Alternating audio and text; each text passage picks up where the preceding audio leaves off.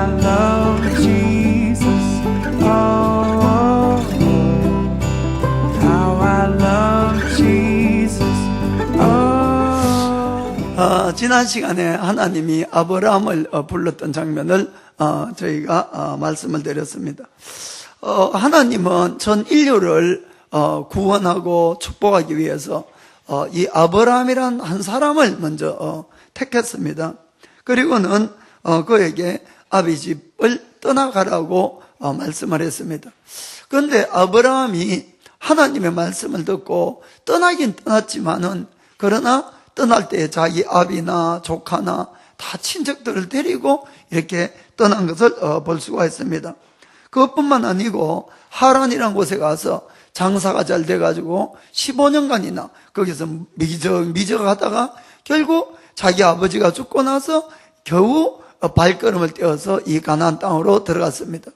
그런데 하나님이 분명히 젖과 꿀이 흐르는 땅이라고 이렇게 말씀했었는데, 아니 가보니까 아주 큰 문제가 생겼던 것입니다. 창세기 12장 10절입니다. 그 땅에 기근이 있으므로 아브라함이 애굽에 우거하려 하여 그리로 내려갔으니 이는 그 땅의 기근이 심하였음이니라. 아주 심한 이 가뭄이 들어서 아무 작물도 생기지도 않고 그랬던 것입니다. 오늘은 아브라함의 실패를 통해서 우리가 하나님의 뜻을 좀 알아가기를 원합니다. 첫 번째는 하나님은 우리들에게 완전한 순종을 요구하신다는 겁니다. 완전한 순종을 요구하신다. 이 아브라함이 하나님의 축복의 말씀을 믿었습니다. 믿었으니까 고향을 떠났지요. 아예 안 믿었으면 가지도 안 했을 것 같은데, 그래서 목적지를 갔습니다. 물론 아브라함이 중간에 머뭇머뭇하고 15년간이 걸렸지만은, 그러나 목적지에 일단 도착을 한 것입니다. 그때에 아브라함의 마음속에는 아주 큰 기대감이 있었을 것 같아요. 전지하고 전능한 하나님이 나에게 복을 주시려고 나를 불러서 보낸 땅이기 때문에 정말 얼마나 좋겠냐, 아주 큰 기대를 가지고 도착을 했는데, 웬걸 축복이 아니라 아주 기근이 들어서 먹을 양식도 없고 그런 상황이 되어버린 것입니다. 정말 그러자 아브라함은 가버리고 말았어요. 만일 여러분들이 이 아브라함의 형편이었다면 여러분은 어떤 결정을 했을까 생각해 보시기 바랍니다. 이 성경 안에는 하나님의 약속의 말씀, 축복의 말씀이 8,000가지가 있다고 합니다. 제가 헤아린 것이 아니고 어떤 분이 헤아린 것 같아요. 정말 인내도 좋지 8,000개를 어떻게 다 헤아렸어요. 그런데 저는 8,000개나 있는데 이 하나님이 살아계셔서 약속을 했다는 겁니다. 목사님도 예수님 믿으면 좋은 일이 많이 생기고 병도 낫고 이런 수고하고 무거운 짐진 자는 다 오라고 말씀했는데, 그래서 예수님 믿어봤어요. 교회도 나가고 가끔 헌금도 내보고 봉사도 해보고. 그런데 복은커녕 어려운 일만 자꾸 닥치는 겁니다. 그럴 때 여러분 어떤 마음을 가지겠습니까? 하나님이 있기는 뭐가 있어? 목사님도 거짓말쟁이야. 하나님이 있으면 왜 나한테 이런 일이 생기냐고. 그리고는 큰 실망을 가지고 하나님을 아마 떠날 것 같습니다. 사실은 아브라함이 실제로 그랬다는 겁니다. 아브라함이 누굽니까? 우리가 알고 있는 믿음의 조상 아브라함. 그러나 아브라함의 첫 출발은 그가 믿음으로 출발한 것은 아니라는 걸 여러분들이 꼭 아시길 바랍니다. 그도 우리하고 똑같은 평범한 사람인데 하나님은 불러서 그를 나중에 위대한 믿음의 사람으로 만들어갔다는 것을 꼭 아시길 바랍니다. 그래서 아브라함은 하나님께 아주 큰 실망을 했어요. 그래서 여기 보면은 이 아브라함이 애굽에 내려갔는데 하나님께 기도했다는 그런 장면 하나도 없지 않습니까? 하나님께 물어서 내려간 것도 아니고 자기가 실망해서 그냥 마음대로 그냥 내려가 버렸어요. 그런데 내려가면서 생각하니까 마음에 뭐가 왔는가 하면은 불안이 찾아온 겁니다. 불안이. 지금까지는 먹이적하고 교회도 갔다가 안 갔다고 했지만은 그래도 자기 마음속에 하나님을 믿었고 하나님이 지시하는 땅으로 가려고 했잖아요. 아브라함이. 그때까지만 해도 그래도 내가 하나님의 말씀을 따라 살기 때문에 내가 뭐 하나님이 날 지켜주겠지 하는 그런 안심감이 있었는데, 그러나 막상 하나님을 완전 떠나버리고 무시하고 애굽으로 딱 내려가니까 내 마음속에 생기는 것은 내 힘으로 모든 걸 이제 다 해야 되니까 불안한 마음이 딱 생긴 겁니다. 그래서 아브라함이 어떻게 행동을 하는가 하면은 11절부터 13절까지 봅시다. 그가 애굽에 가까이 이를 때에 그 안에 사례들어 말하되 나 알기에 그대는 아리따운 여인이라. 이때 사라 나이가 사실은 65살인데 대단한 미인인 것 같습니다. 65살 할머니가 예쁘면 얼마나 예쁘겠다고. 그러나 정말 아름다웠던 것 같아요. 그 아름다운 여인이라. 그래서 12절에 애굽 사람이 그대를 볼 때에 이르기를 이는 그의 아내라 하고 나는 죽이고 그대는 살리리니 13절에 원컨대 그대는 나의 누이라 하라. 그리하면 내가 그대로 인하여 안전하고 내 목숨이 그대로 인하여 보존하겠노라 하니라. 아멘. 아내 덕 좀 보고 당신 덕에 좀 살아가자는 거지요.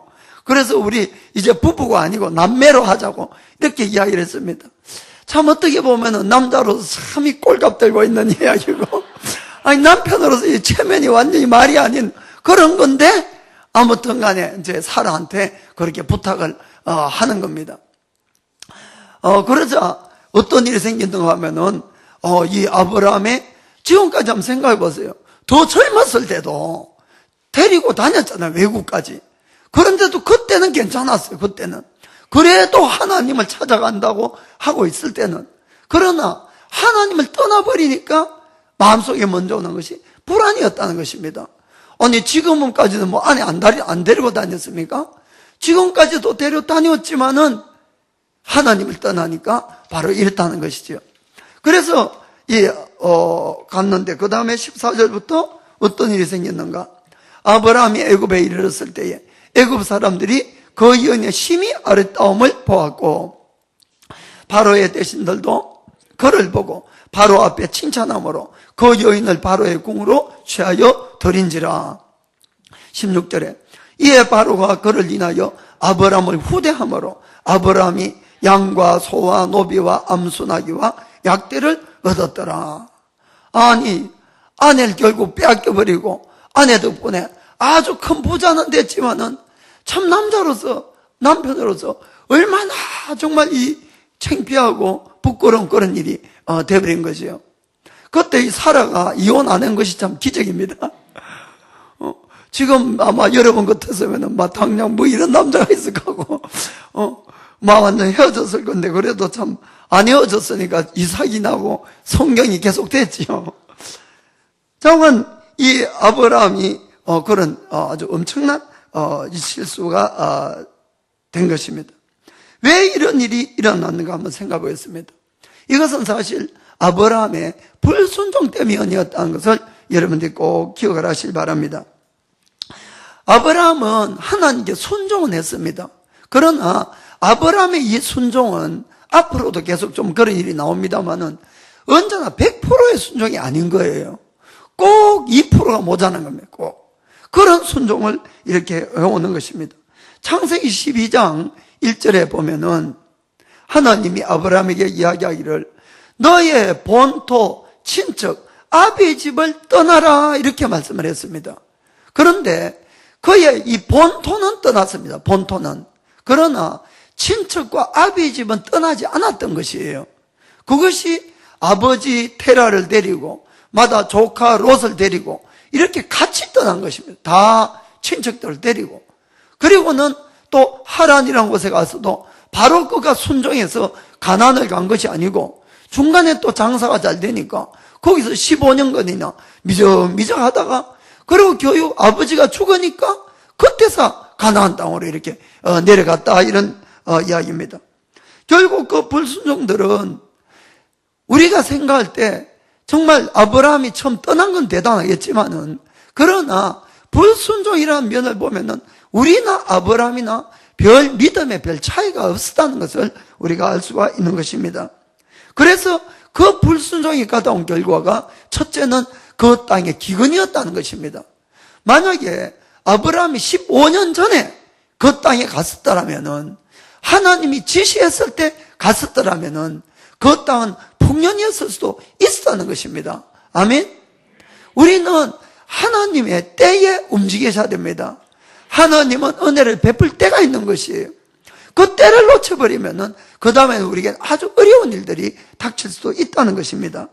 그리고는 그는 애굽으로 자기 마음대로 내려갔다고 되어 있어요. 그죠? 하나님께 묻지도 아니하고. 우리가 아는 것처럼 애굽은 뭘 상징합니까? 이 세상을 상징합니다. 애굽의 왕 바로는 마귀를 상징하지요. 사단을 상징하고 있습니다. 그래서 그가 애굽으로 갔다는 것은 하나님을 버리고 세상으로 그냥 자기 마음대로 떠나버렸다, 그런 뜻입니다.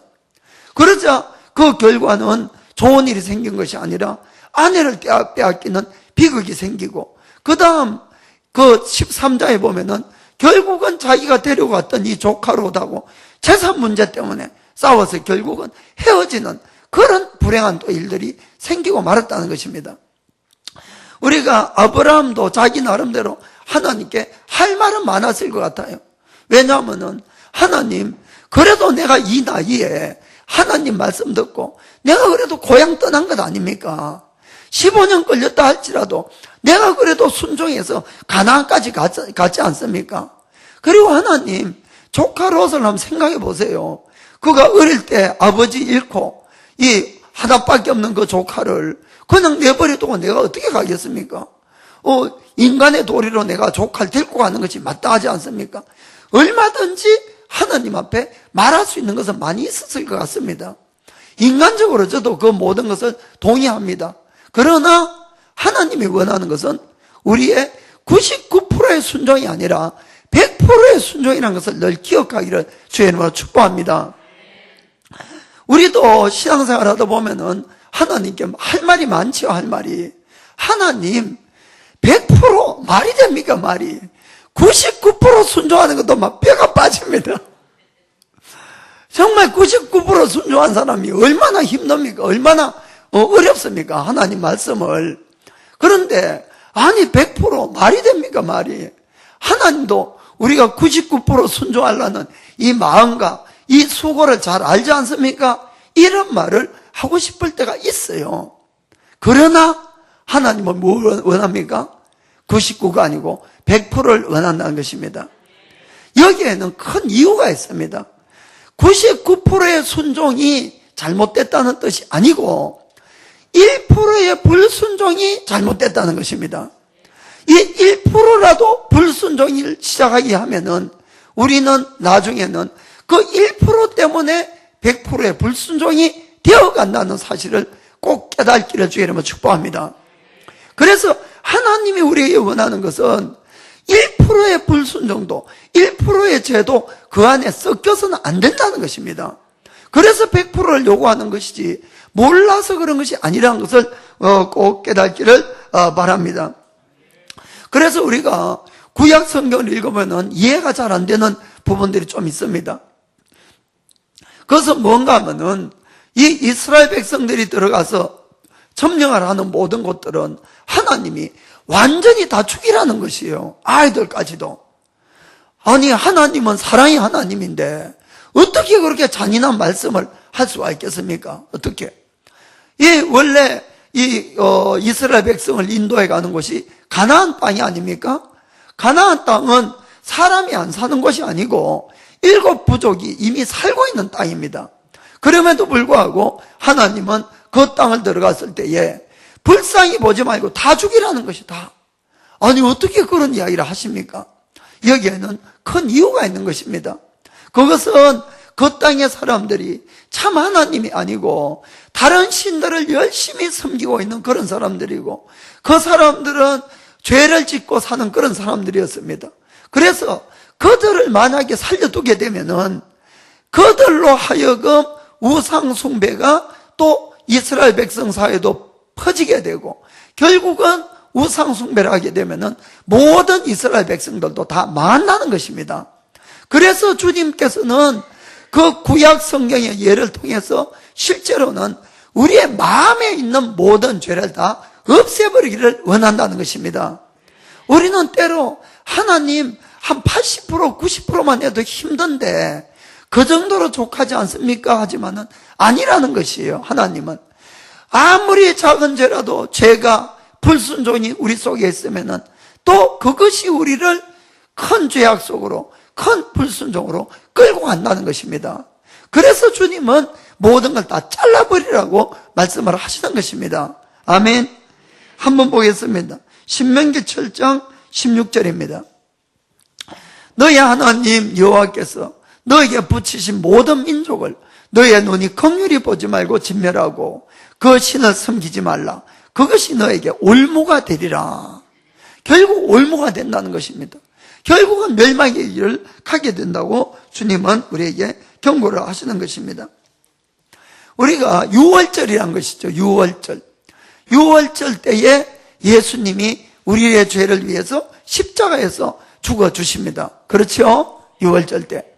그런데 유월절 때에 이 구약에도 이 아주 깊은 연유가 있습니다만은, 유월절 때는 특별하게 이 빵을 만들어 먹되, 떡을 만들어 먹되, 누룩을 조금이라도 넣으면 안 됩니다. 누룩을 넣지 말고, 누룩 없는 빵을 만들어서 일주일 동안 먹으라고 이렇게 되어 있습니다. 그때에 이 누룩은 무엇을 상징하는가 하면 죄를 상징한다는 것이에요. 죄. 그래서 우리가 예수님이 유월절 때 우리의 죄를 없애기 위해서 십자가에 대신 죽었기 때문에 너희들은 누룩을 넣지 않는 빵을 구워서 먹고 그리고 너희로 하여금 죄를 완전히 씻어버리라. 아멘. 그 뜻인 걸 여러분들이 꼭 믿으시길 바랍니다.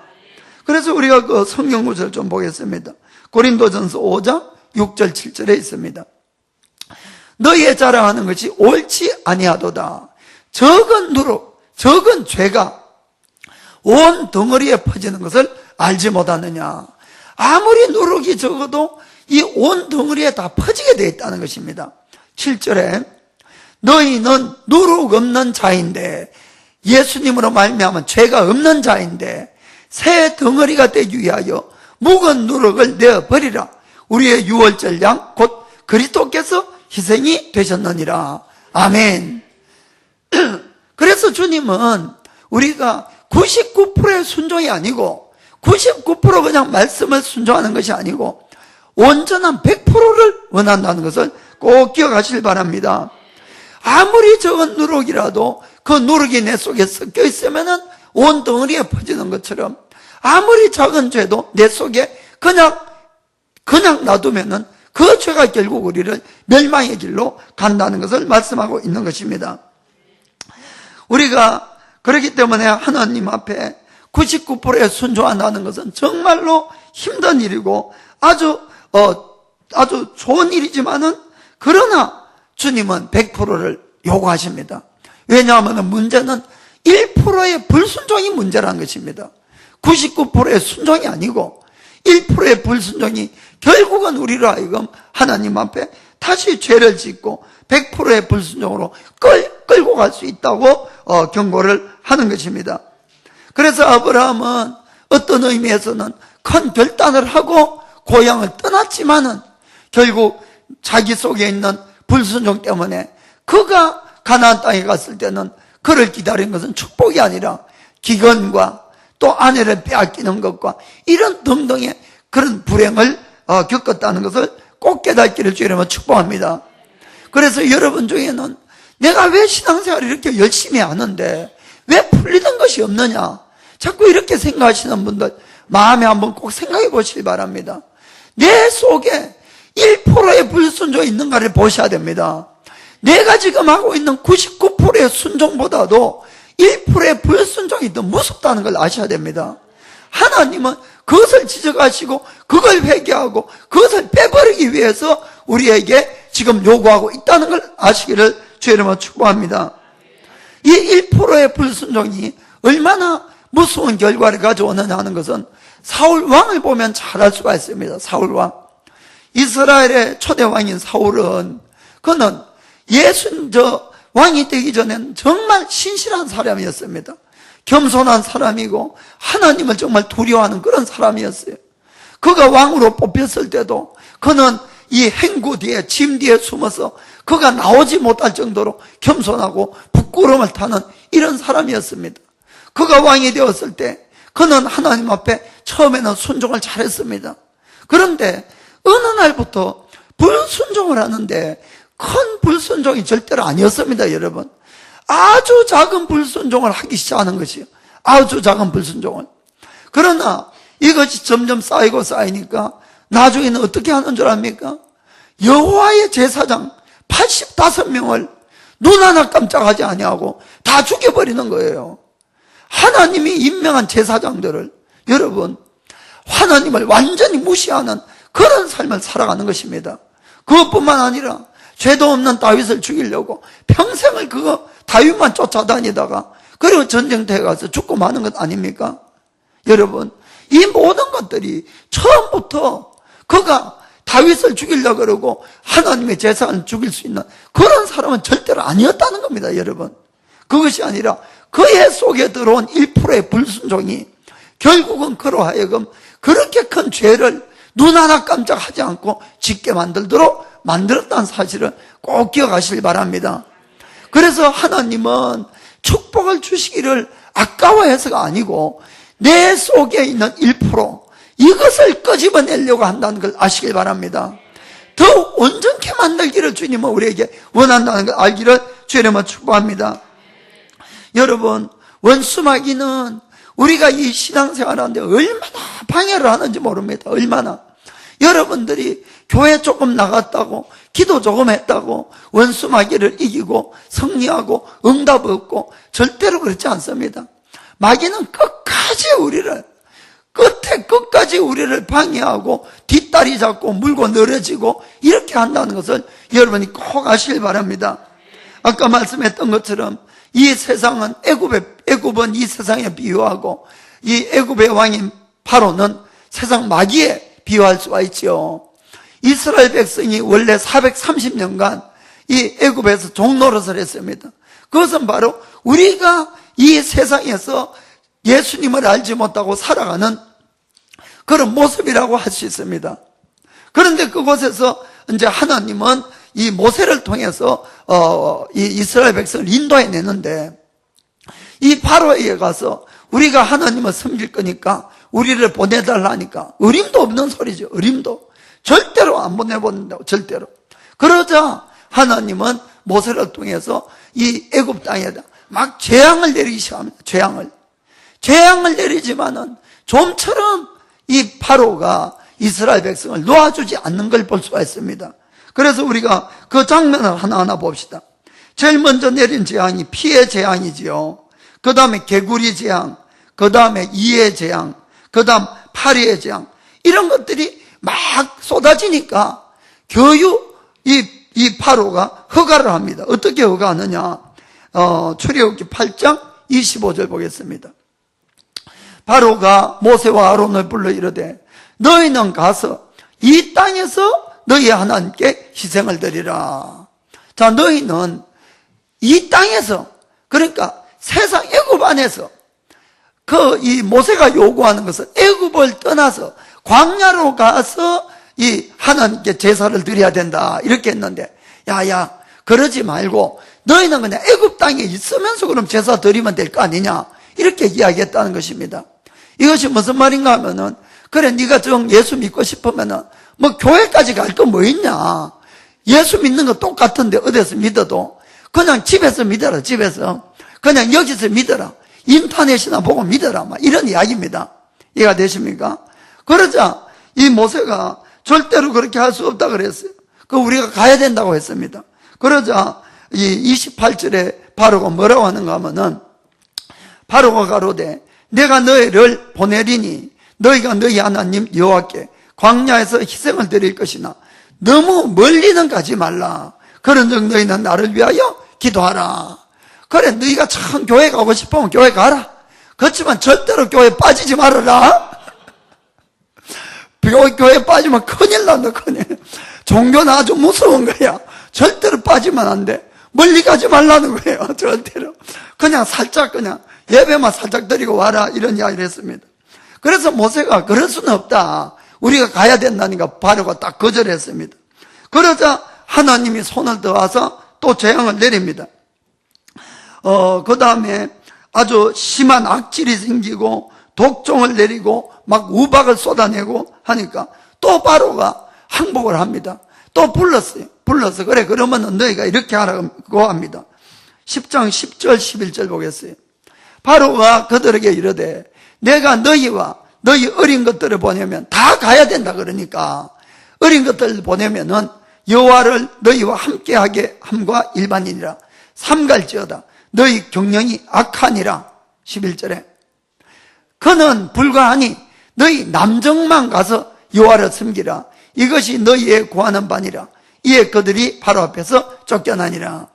네가 그렇게 예수 믿고 싶으면은 그러면 어른들만 가서 믿어라. 어른들. 애들은 놔둬라. 애들까지 뭐 교회까지 데리고 가냐고. 애들은 놔두라는 것이. 애들은. 그 바로가 또 말을 안 들으니까 하나님이 이 메뚜기 재앙, 흑암 재앙으로 또 이 애굽 땅을 쳤습니다. 그러니까 바로가 또 이제 항복을 해서 불러서 이야기를 합니다. 10장 24절 보니까 바로가 모세를 불러 이르되 너희는 가서 여호와를 섬기되 너희 양과 소는 머물러 두고 너희 어린 것은 너희와 함께 갈지니라. 너네들이 참 그렇게 원하면 그래 네 새끼들도 다 데리고 가라. 그렇지만 절대로 헌금하지 말아라. 절대로 헌금하지 말아라. 그러니까 이 바로는 세상 마귀는 우리의 믿음이 온전하게 되는 것을 끝까지 방해한다는 것입니다. 끝까지 물고 늘어지는 것입니다. 그러자 하나님이 마지막으로 이 애굽 땅에 있는 모든 장자를 다 쳐버렸어요. 그러자 뭐 바로가 두 손 바짝 들고 정거로 이제 다 가라는 거예요. 소, 양 다 데리고 다 가라. 다 가라 그랬어요. 그래서 그들이 실제로 애굽 땅을 나옵니다. 다 나와요. 나오는데 또 바로가 가만히 생각하니까 억울한 거예요. 어떻게 합니까? 다시 전차를 준비해가 또 따라가는 겁니다. 또. 그렇지요? 성경에 그렇게 돼 있잖아요. 우리가 이제는 이 마귀의 권세에서 벗어났다고 생각하지만은 또 기회가 되면 또 마귀는 추적한다는 것을 여러분 꼭 기억하시길 바랍니다. 그렇게 마귀는 우리를 붙들고 애굽 땅에서 세상에 붙들어 두고 죄의 종로로 돼서 결국은 지옥을 끌고 가려고 애쓰고 있다는 걸 여러분들이 기억하셔야 됩니다. 언제 그러면 이것이 끝났습니까?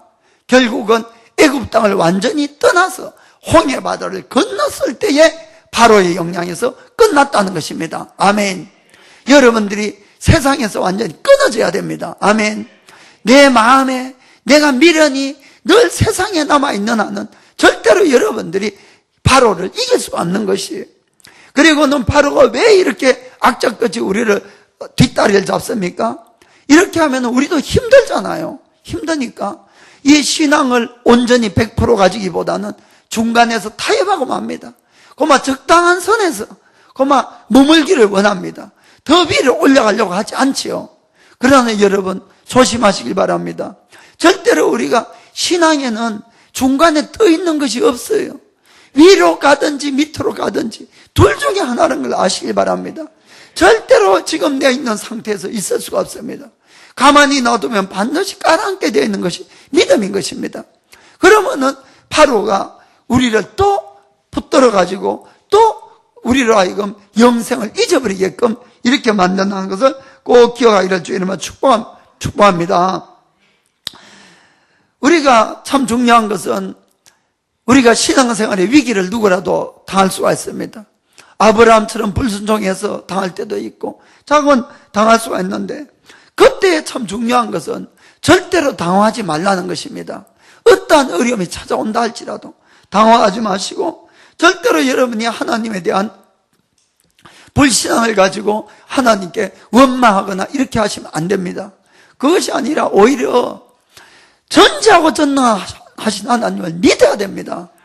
그리고 여러분들이 해야 될 것은 무릎 꿇고 기도하는 겁니다. 기도. 여러분들이 지금 내가 예수를 믿는데 그래도 내가 99%는 순종하고 있는데 왜 이런 어려움이 당하냐고 원망하고 불평하면은 그것이야말로 마귀의 밥이 되고 만나는 것입니다. 그것이 아니라 그럴 때일수록 전능하신 하나님을 믿고 무릎을 꿇어야 됩니다. 기도하면 반드시 길이 열리게 되어 있고 기도하면은 시련은 오더라도 실패하지 않습니다. 여러분, 그래서 꼭 기도를 하셔야 됩니다. 우리가 이 기도라는 것이 얼마나 중요한 것을 이 엘리야를 통해서 한번 좀 생각해 보겠습니다. 이 엘리야는 영적으로 아주 암흑 시기에 일을 한 그런 선지자였어요. 그는 그 당시에 북이스라엘에 이 왕이 아합이라는 왕이 있어요. 아합. 근데 그는 아주 심한 이 우상숭배자였습니다. 아내를 잘못 만나서 그래요. 그래서 이 결혼을 잘 하셔야 됩니다, 여러분. 저같이 예수를 안 믿어도 아내를 잘 만나니까 이렇게 목사까지도 하고. 어자원 이 아내를 잘 만나가지고, 잘못 만나가지고, 아합은. 그래서 아주 그 바알과 아세라를 섬기고, 게다가 백성들도 하나님을 떠나버리고 이러니까 하나님이 진노하셔서 그 땅에 비를 딱 그쳐버렸어요, 비를. 그러자 이 왕과 그 백성들과 또 그들의 선지자들과 이 엘리야라는 한 사람이 싸웁니다. 이 나라를 상대로 해서. 그럼에도 불구하고 엘리야는 아주 당당하게 싸우는 거예요. 아주 당당하게. 한번 보겠습니다. 열왕기 상 17장 1절입니다. 길르앗에 우거하는 자 중에 티셉 사람 엘리야가 아합에게 고하되 나의 섬기는 이스라엘 하나님 여호와의 사심을 가리켜 맹세하노니 내 말이 없으면 수년 동안 우로 비와 이슬이 있지 아니하리라 하니라. 아멘. 그래서 이제 경고를 딱 했습니다. 경고를 왕한테.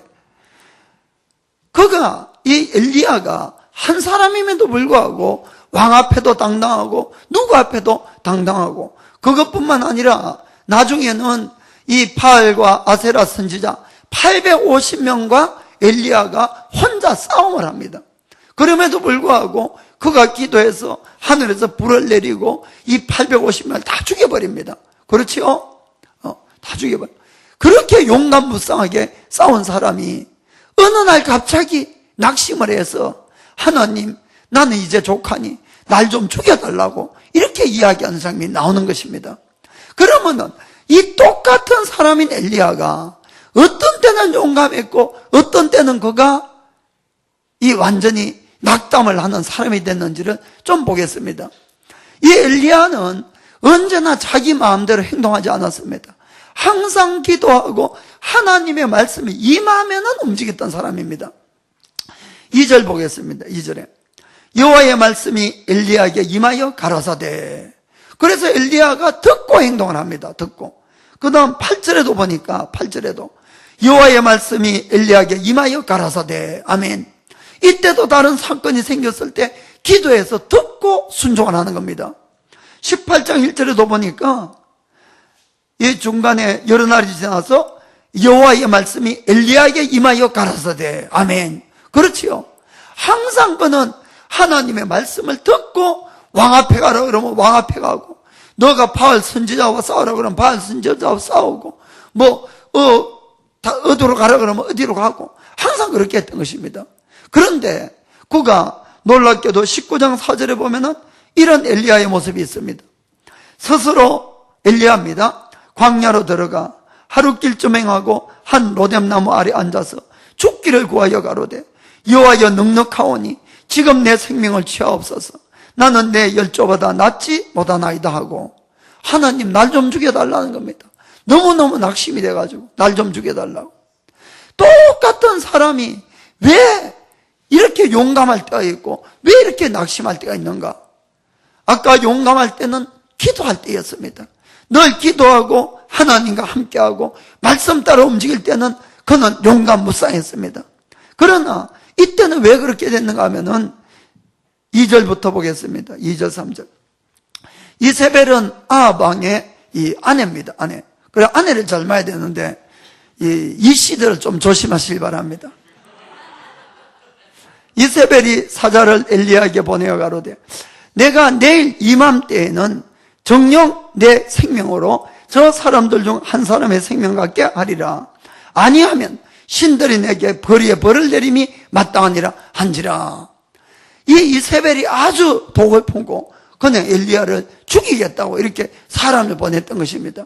그러자 3절에 저가 이 형편을 보고 일어나 그 생명을 위하여 도망하여 유다에 속한 브엘세바에 이르러 자기의 사환을 그곳에 머물러 두고 하나님 날 좀 죽여주세요, 이러고 있는 것입니다.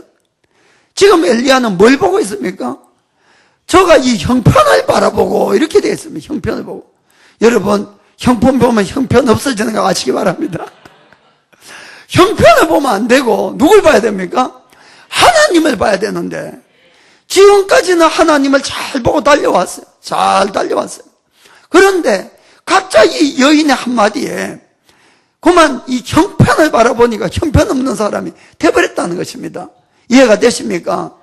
그래서 우리의 신앙생활은 어떠한 일이 생겨도 하나님을 바라봐야 됩니다. 하나님을.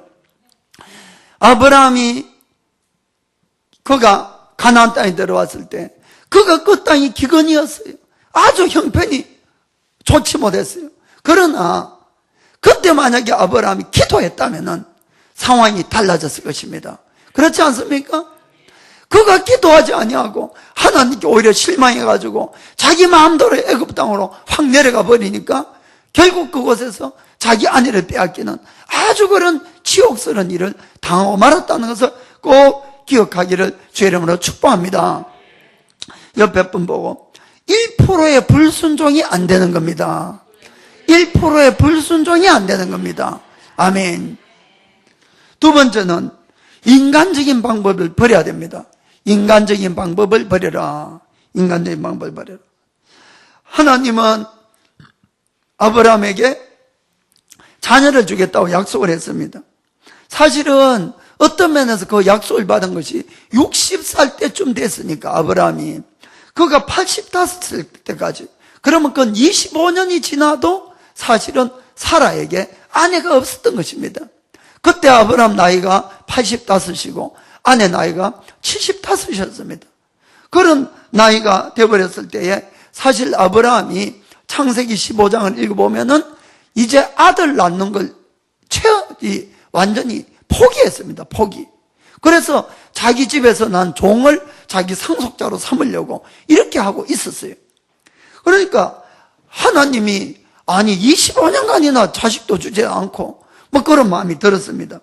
그러자 어느 날 밤에 하나님이 다시 아브라함에게 나타나서 자, 네가 하늘을 보고 별을 헤아려 보라는 것입니다.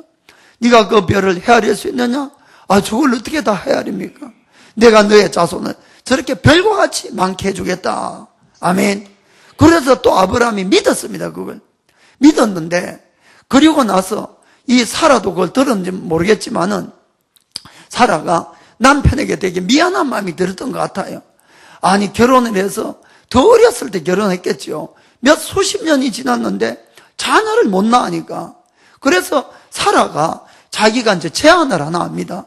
뭔가 하면은 나에게 이 여종이 하나 있는데, 애굽 여인인데, 이 하갈이라는 여종이 있는데 남편이요 그 아내에게 그 하갈에게 들어가서 자녀를 낳아달라, 이렇게 이제 부탁을 하는 것입니다. 그 한 구절 보겠습니다. 창세기 16장 1절 2절. 아브라함의 아내 사레는 생산치 못하였고 그에게 한 여종이 있으니 애굽 사람이요 이름은 하갈이라. 2절에 사레가 아브라함에게 이르되 여호와께서 나의 생산을 허락지 아니하셨으니 원컨대 나의 여종과 동침하라.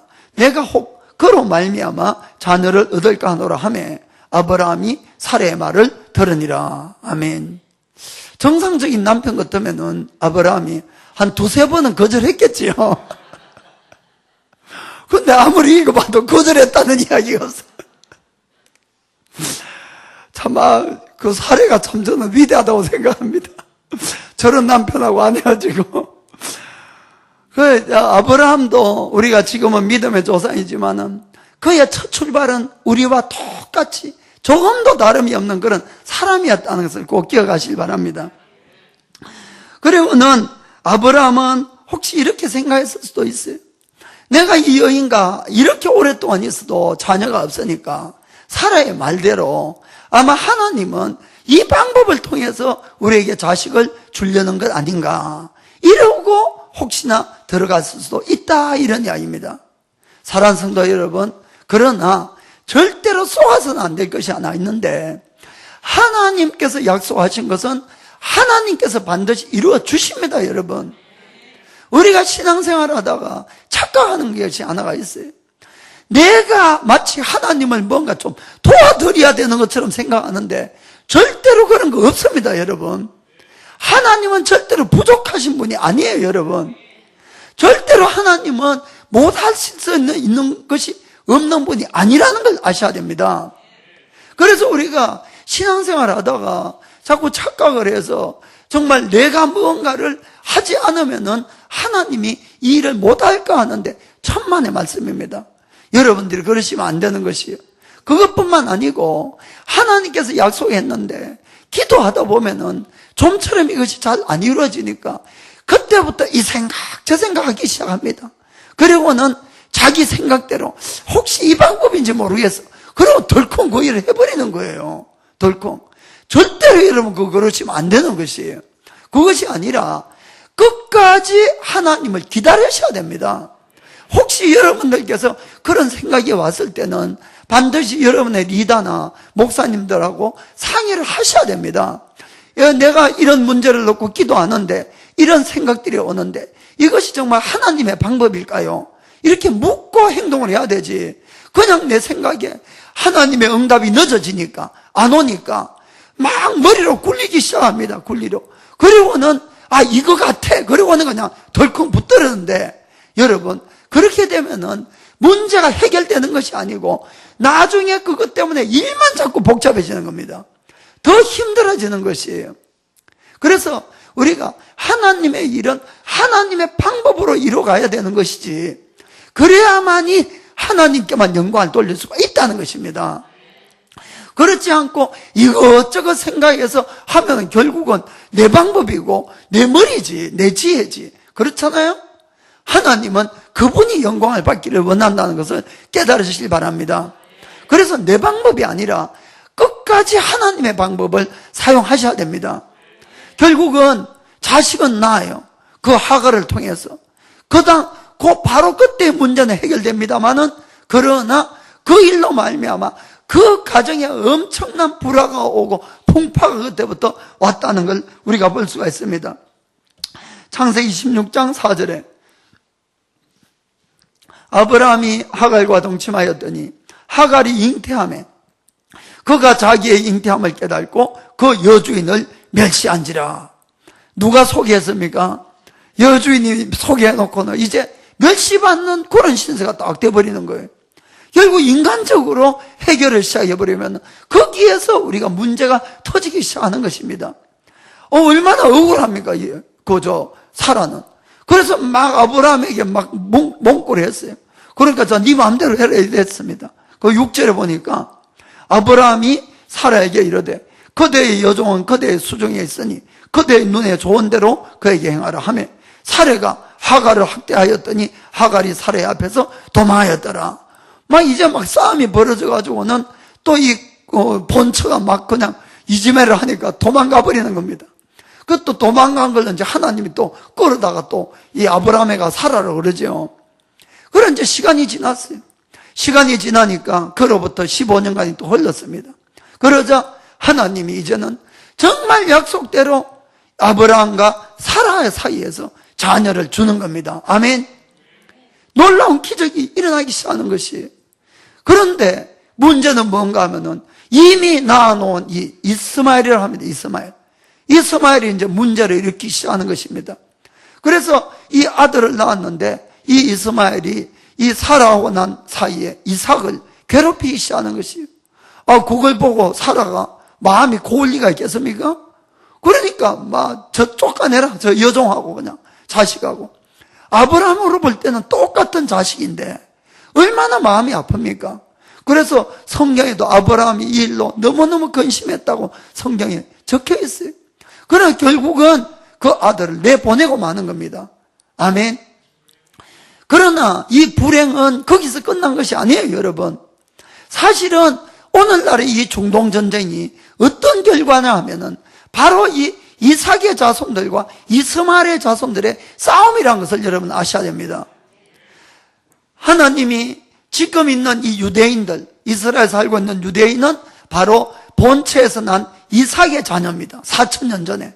그리고 오늘날 중동에 있는 수많은 아랍의 이 민족들은 종에게서 난 하갈의 자손인 이스마엘의 자손들이에요. 그래 둘이 싸우고 있는 것입니다. 그것뿐만 아니고 유대인이나 이 기독교는 이 올바른 성경은 뭐라고 되어 있습니까? 창세기 22장에 보면은 하나님이 두 아들 중에 누구를 하나님께 바쳤다고 되어 있습니까? 이삭을 바쳤다고 되어 있어요. 이삭을. 그런데 여러분, 아랍 사람들이 믿고 있는 이 이슬람교의 코란에 보면은 분명히 아브라함은 이스마엘을 바쳤다고 되어 있는 것이에요. 얼마나 놀라운 일인지 모릅니다. 얼마나. 이것이 바로 4,000년 전에 아브라함의 이 불순종으로 말미암아 인간적인 방법으로 하나님의 일을 하려는 것 때문에 생긴 불행이라는 것을 여러분들이 꼭 깨닫기를 바랍니다. 결국 오늘날 서로 배다른 형제끼리 그 자손들이 지금 싸우고 있다는 것입니다. 하나님은 우리에게 무엇을 가르치기를 원하고 계십니까? 하나님의 방법은 하나님이 허락하지 않은 다른 방법으로 일을 하시면 안 된다는 것입니다. 우리가 늦더라도 기도하고 기다리셔야 됩니다. 하나님이 일할 때까지. 그래야만이 하나님만이 영광을 받으시는 것이에요. 사실은 우리가 여러 가지 지혜를 내서 일도 할 수 있습니다. 그러나 그것은 전부 우리의 영광이 되겠죠. 그래서 하나님은 우리가 목적도 중요하지만은 늘 하나님의 일을 할 때는 하나님의 방법으로 해야 된다는 걸 믿기를 주의 이름으로 축복합니다.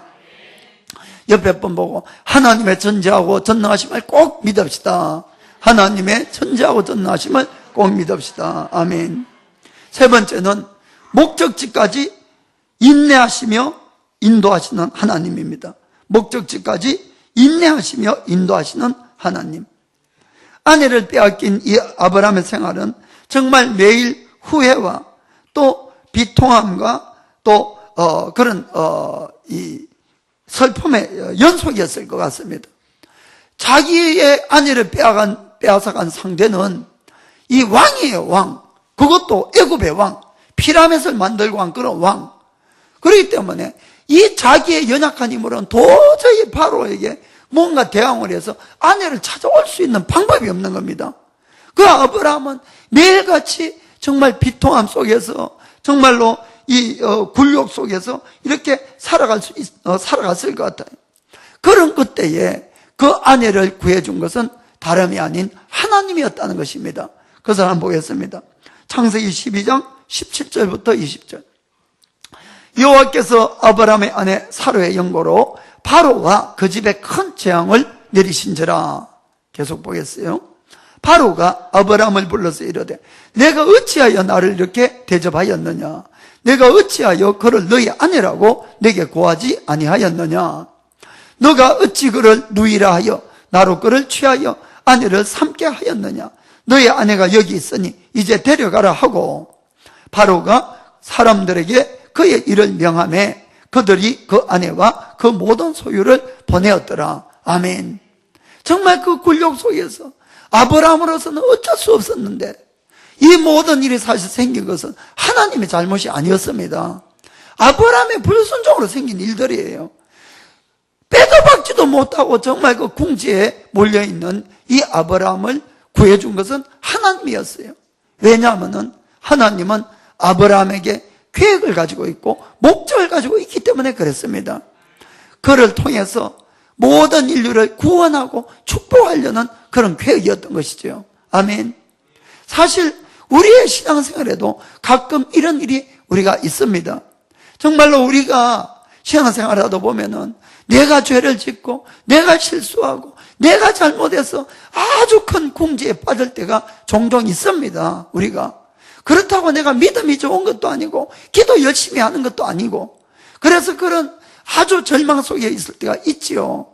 그리고는 하나님 앞에 정말 도저히 회복할 수 없는 이 인간관계라든지 또는 내가 평생 갚아도 다 갚지 못하는 빚을 진다든지 또 큰 병을 얻는다든지 그럴 때에 어떨 때 신기하게 나는 늘 가슴을 치면서 내 인생을 후회하고 이렇게 살아오는데 어느 날부터 점점 회복이 돼서 거기에서 벗어날 때가 있는 겁니다.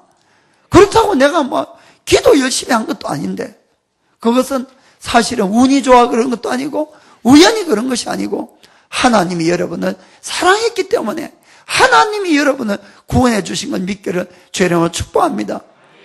우리 한 사람 한 사람이 이 땅에 나올 때는 다 하나님이 계획을 가지고 이 땅에 보냈다는 것을 꼭 기억하시길 바랍니다. 어느 한 사람 하나님 앞에는 귀하지 아니하고 쓸데없는 사람은 아무도 없다는 것을 꼭 깨달으시길 바랍니다. 하나님은 그래서 때로는 우리가 하나님을 잊어버리고 하나님이 원하는 반대 길을 감에도 불구하고 은혜를 주셔서 또 되돌려 오게 하는 그런 경우도 많이 있는 겁니다. 꼭 내가 믿음이 있고 기도를 해서 그런 것은 아니에요. 그것은 오직 하나님의 은혜라는 것을 꼭 기억하시길 바랍니다. 그것은 하나님이 우리를 통해서 이루고자 하는 목적이 있기 때문에 그렇습니다. 그래서 다시 한번 우리를 구원해 주시고 다시 한번 찬스를 준다는 것을 여러분 깨달으시기 바랍니다. 내가 거기서 구원받았기 때문에 내가 모든 어려움이 끝났다, 그런 뜻이 절대로 아닙니다. 하나님은 지금은 여러분을 구원했지만은 여러분은 믿음의 테스트에서 지금 그것은 불합격한 겁니다. 어떤 의미에서는 그 불합격에서 도저히 구제불능이니까 다시 구원해주고 다시 기회를 봐서 테스트를 하는 것입니다. 그래서 깨달으시고 준비하셔야 돼요. 준비. 그 다음에는 어떠한 일을 당해도 내가 믿음으로 이기리라, 순종으로 이기리라. 아멘. 그런 것입니다. 저도 참 많은 실패를 했습니다. 정말로 참 뒤에 사모가 있지만은 때로는 얼굴 들기 부끄러울 일도 있었고, 그러나 하나님이 은혜를 주셔서 또 이렇게 회복시켜 주시고 이런 일도 많이 있었던 것이에요. 아멘. 그것은 하나님이 우리를 사랑하시고 계획을 이루기 위해서 그런 것입니다. 그렇다고 해서 그런 은혜가 영원히 계속된다고 생각하면은 착각 중에 착각이라는 것입니다. 우리 인생의 계획은 우리가 아는 것처럼 살아있는 동안에 밖에 은혜에 받을 기회가 없다는 것입니다. 또 하나는 좀 짧게는 우리에게 일생 동안에 주어지는 이 은혜의 기회는 몇 번 없어요. 솔직하게 이 기회라는 것은 그것을 놓치게 되면은 시간이 가면 갈수록 이 주기가 길어지는 겁니다. 옛날에는 1년에 한 번씩 찾아왔던 은혜가 2년에 한 번이 되고 5년에 한 번, 10년에 한 번, 그러다가 땡 하고 끝나는 것입니다. 그래서 성경은 우리에게 이렇게 말씀합니다. 고린도후서 6장 1절 2절 보겠습니다. 우리가 하나님과 함께 일하는 자로서 너희를 권하노니 하나님의 은혜를 헛되이 받지 말라. 하나님의 은혜를 헛되이 받지 말라. 2절에 가라사대 내가 은혜 베풀 때에 너를 듣고 구원의 날에 너를 도왔다 하셨으니 보라 지금은 은혜 받을 만한 때요 보라 지금은 구원의 날이로다. 아멘.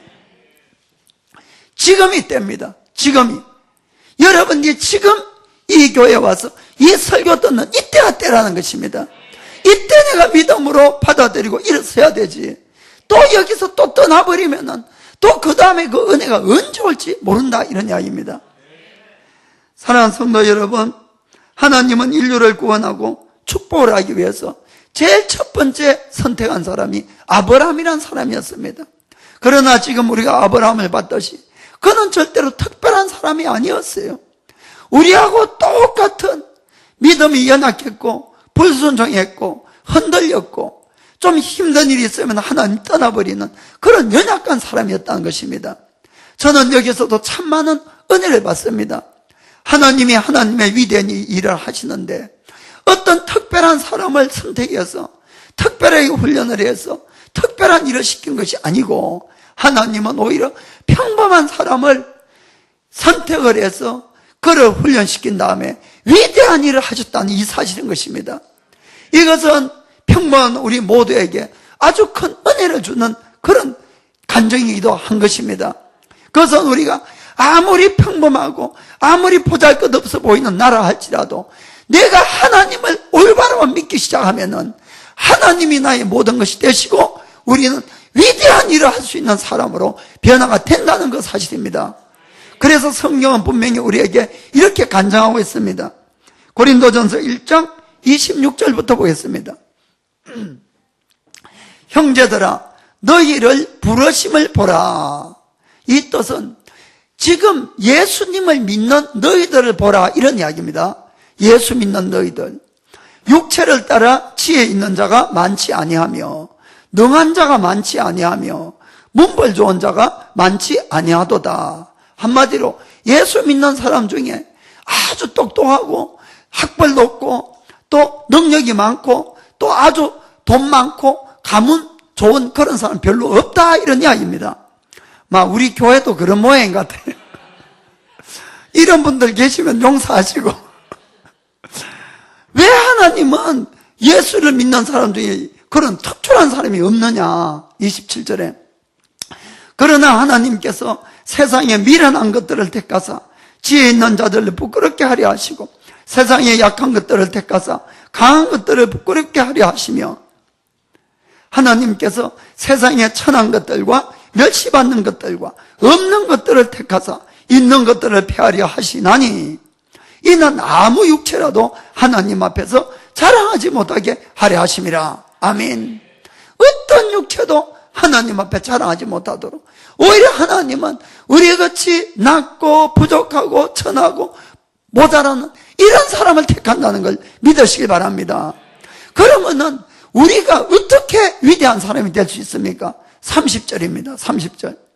너희는 하나님께로부터 나서 그리스도 예수 안에 있고 예수는 하나님께로 나와서 우리의 지혜와 의로움과 거룩함과 구속함이 되셨으니. 아멘. 우리는 부족하지만은 예수가 우리를 대신해서 우리의 지혜가 되시고 의로움이 되시고 거룩함이 되시고 구속함이 되었다, 이런 이야기입니다. 그래서 주님 안에 있는 자는 위대한 자가 될 수 있다는 걸 믿기를 주여 축복합니다. 그래서 31절 같이 읽읍시다. 기록된 바 자랑하는 자는 주 안에서 자랑하라 함과 같게 하려 함이니라. 아멘. 오직 우리의 자랑을 누구? 예수님만 자랑하는 자로 만들려고. 아멘. 그래서 하나님은 오히려 없는 자들을 택한다는 걸 믿기를 주여 축복합니다. 정말로 아브라함은 우리와 똑같은 동일한 선상에서 출발했습니다. 그러나 그는 나중에 위대한 믿음의 사람이 됩니다. 사랑하는 성도 여러분, 우리도 얼마든지 아브라함이 되고 우리 주위에 축복의 근원이 다 될 수 있다는 걸 믿기를 주여 축복합니다. 그 방법은 오직 예수 그리스도 안에 들어가는 것임을 믿기를 주의 이름으로 축복합니다. 기도하겠습니다. How I love